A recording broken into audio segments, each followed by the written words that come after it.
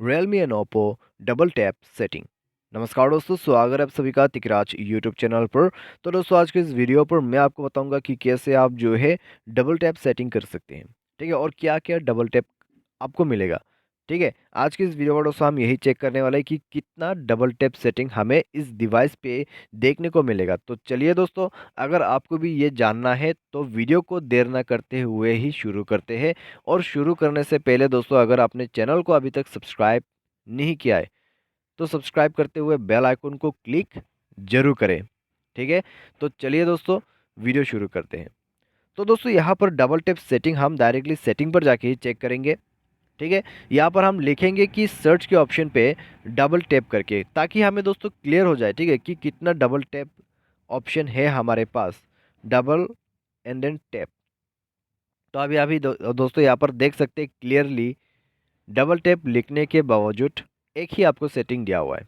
ठीक है, तो वो सेटिंग है आपके home screen and lock screen magazine के अंदर पे। तो ये जो है मुझे पता है यहाँ पर। ठीक है, तो आपको नीचे की तरफ जाना है, home screen lock screen and magazine, उसमें क्लिक करना है और उसके बाद आपको मिलेगा यहाँ पे double tap to lock option.